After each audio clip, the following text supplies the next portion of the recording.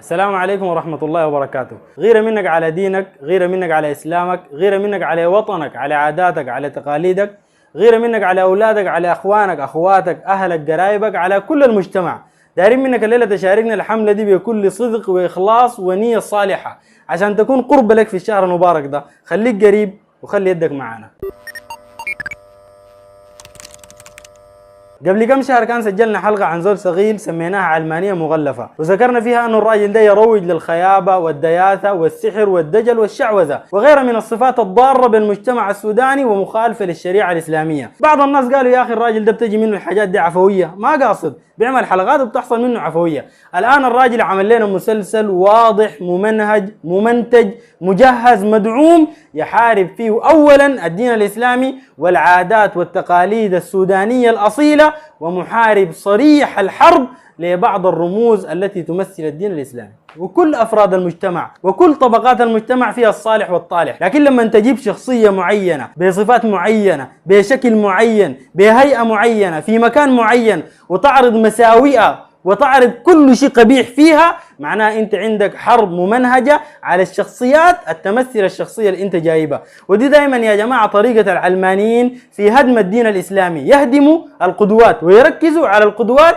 اللي بيمثلوا الدين الإسلامي ويمثلوا التعاليم وهم المرشدين والموجهين والمعلمين للمجتمع. لكن زول صغير في مسلسله ده مارس كل الوسائل لحرب الدين الإسلامي وخدم التوجه الليبرالي العلماني في محاربة الدين الإسلامي في السودان بطرق متعددة: ترويج للدجل والشعوذة، محاربة القدوات والرموز التمثل الدين الإسلامي من الدعاة والمصلحين. خلونا الليلة يا جماعة نعرض الكلام ده حبة حبة وبالوثائق والأدلة عشان أربط لك الماضي بالحاضر ومقاطعه القديمة بالمسلسل الحالي. زمان أنا ذكرت في الحلقة القديمة علمانية مغلفة أن الراجل ده بيروج للسحر والدجل والشعوذة، وذكرت نموذجين. النموذج الأول في حواره مع البيت، أسمعوا الحوار.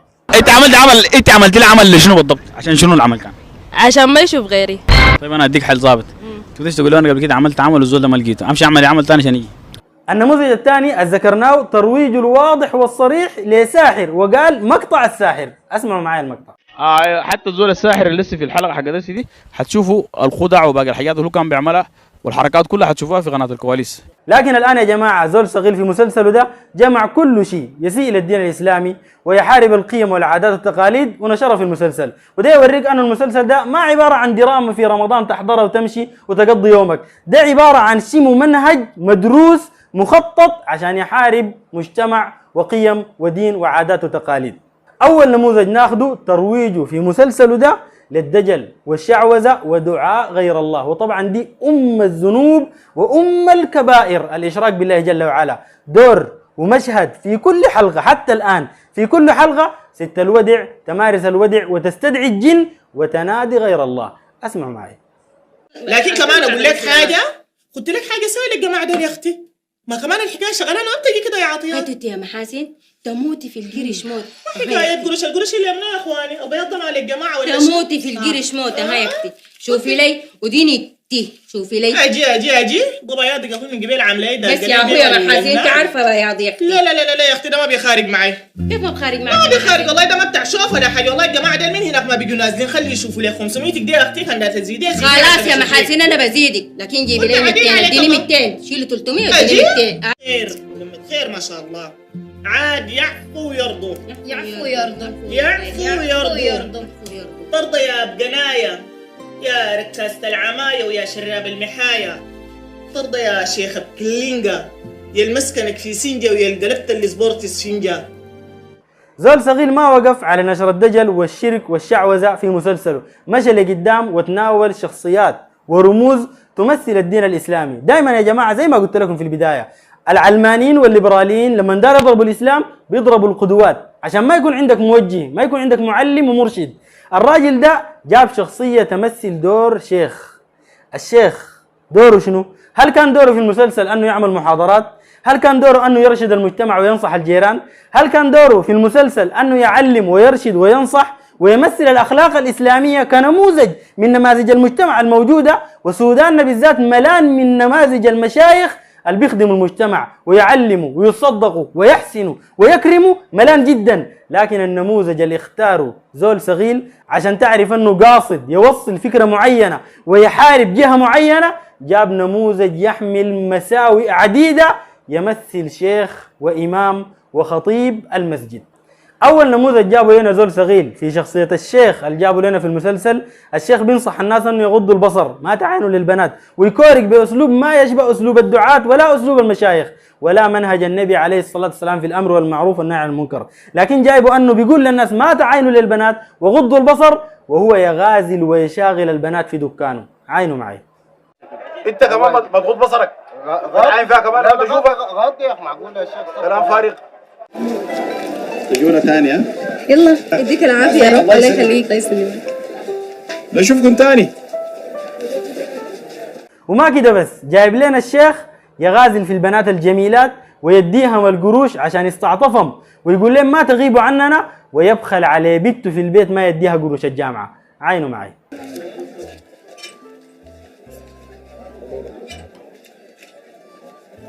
اتفضلي اتفضلي. لا يا شيخ رفاعي، معقولة؟ لا والله ما مستحيل والله. لا ما خلاص أنا ما عندي تليفون ببيعه. معقولة تخلي جامعتك؟ لا لا والله لا. يا ابوي تعالي. بسم الله الرحمن الرحيم. وندق الباب صفقي. معلش يا ابوي. اعملي حركة. معلش ابوي، عايزة اقول لك ان انا محتاجة قروش. قروش؟ قروش؟ قروش شنو؟ الاكل والشراب قعدات في البيت، دايره قروش شنو؟ طبعا يا جماعة ليه هنا نحن جمعنا للحلقة النشرة، ما معروف لي قدام حيجيب لنا شنو عن الشيخ ده. قد يجيب لنا يوم من الايام الشيخ ده يصل لمرحلة يعمل فاحشة، ما معروف في مسلسله ده. قد يجيب لنا الشيخ ده يستدرج البنات ويصل لحاجة ثانية. نحن الآن بنتكلم في الحلقات المضت، للآن الشيخ شغال يدي للبنات قروش ويمنع أخواته في البيت أو يمنع بناته في البيت وزوجته وما يديهم ويتعامل معهم بأسلوب فظ.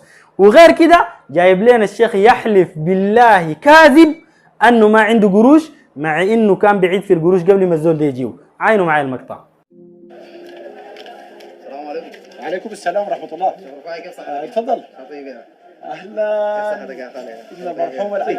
طبعا انا شيخ رفاعي يا اخي الايامات دي الشغل واقف والحال واقف في البيت، وانا اتعصرت يعني شويه مع الجامعه واحتجت يعني بما انه امتحاناتي قربت شويه كده والاسبوع الجاي ان شاء الله وفاضل الله باقي القسط بتاع الجامعه حاجه بسيطه يعني، فجيت قصدك في مبلغ بتاع 20,000 كده يا شيخ رفاعي يعني نرجع لك ان شاء الله يعني بعد اسبوعين باذن الله تعالى بعد الشغل. لكن يشهد الله انا من الصباح درجة تعريفه ما دخلت، فبالتالي يا ابني انا بعتذر لك والله يعني ان شاء الله ربنا يعني الله كريم.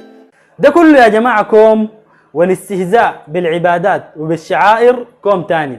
جايبينه يدعو طبعا، جايبينه الشيخ يدعو الله انه البت اللي اداها القروش قبل تكون من نصيب الاباء. شوفوا الاستهزاء بالدعاء كيف، ادعو معي يا فلان، وصاحبه المعاوي يقول اللهم اجعلها من نصيب الآباء والأبناء في نفس الوقت. اسمع معي الكلام. الميزة فعلا الحقيقة هي رقيقة وجميلة وخلوقة والله ما شاء الله. ادعو معي. والله. اللهم احفظها. اللهم امين يا رب. اللهم اجعلها من خيرين يا رب العالمين. اللهم امين يا رب. اللهم اجعلها من نصيب الآباء ان شاء الله. امين. قول امين. اللهم اجعلها من نصيب الاباء. اللهم امين. امين. ومن نصيب الابناء برضه. اللهم امين يا رب العالمين. بعد ما استهزأ بالعبادة الجليلة وهي عبادة الدعاء، إذا قلنا ما قاصد عملنا له عذر كده، قلنا يا أخي معلش جات كده عبثا كده ما قاصدة، لكن مش استهزأ بدور العبادات والمساجد. ربنا قال عنها في بيوت أذن الله أن ترفع يعني ترفع من كل الدنايا من كل الخبائث، أن ترفع ويذكر فيها اسمه يسبح له فيها بالغدو والآصال رجال لا تلهيهم تجارة ولا بيع عن ذكر الله. شال الجماعة يمثل جوا الجامع، يمثل دور الشيخ الكذاب المنافق اللي بتجسس على الناس. اسمعوا معي. عباد الله، هنالك ظواهر سالبة وخاصة في حينا هذا.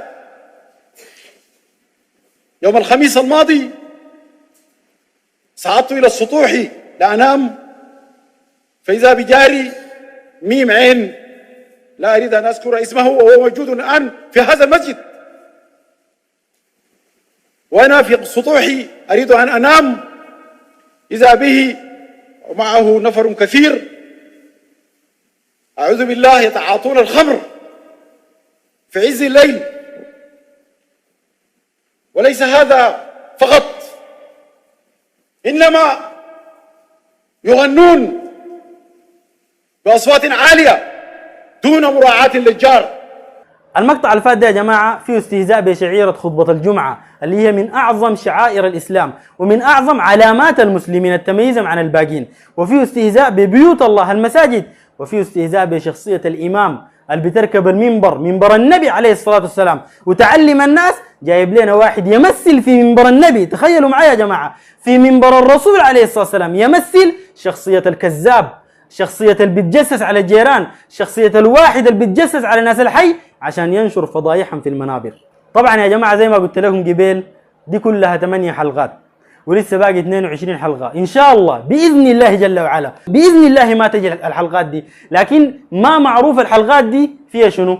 من حرب الإسلام ومن حرب الفضيلة ومن حرب المجتمع ومن حرب الرموز والقدوات ومنابر النبي عليه الصلاة والسلام ومنابر الجمعة. ما معروف في شنو، لكن أنا داير أرسل لك أنت كمسلم عندك الانتماء للإسلام وعندك الغيرة على دينك وعلى منبر النبي عليه الصلاة والسلام. دايرين منك الليلة وقفة صادقة في شهر رمضان. الراجل خلاص عمل مسلسل، ما خاف من حرمة الشهر، ما خاف من الناس اللي ممكن يرفعوا يدينهم وقت الإفطار ويدعوا عليه، ما خاف من الكلام ده. احنا دايرين نقف كلنا وقفة راجل واحد، غيرة لله جل وعلا وغيرة للنبي عليه الصلاة والسلام وغيرة لمنبر الجمعة. دايرين نبلغ على صفحات الراجل ده كلها في الفيسبوك في اليوتيوب، أي مكان تقابلك صفحة للراجل ده تعمل عليها تبليغ. كلكم يا جماعة يدكم نصرة لله، نصرة لدين النبي عليه الصلاة والسلام، نصرة للقدوات الصالحين اللي قاعدين يعلموا الناس الخير. المجتمع كله فيه الصالح والطالح، لكن لما تجيب نموذج زي ده تبرز للناس على أنه هو النموذج الموجود،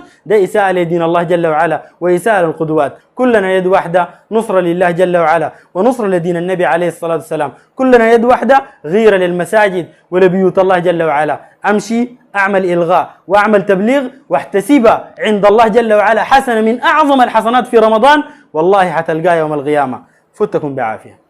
نقطة ننظم بها حياتنا وتهدينا الدرب الموزون، ننشر بها الوعي الهادف ونديك الزيت المضمون. احنا نجمع وانت توزع لو بتشيل في كيس نايلون، ننصر بها وطننا وديننا وما نرضى النهج المأفون.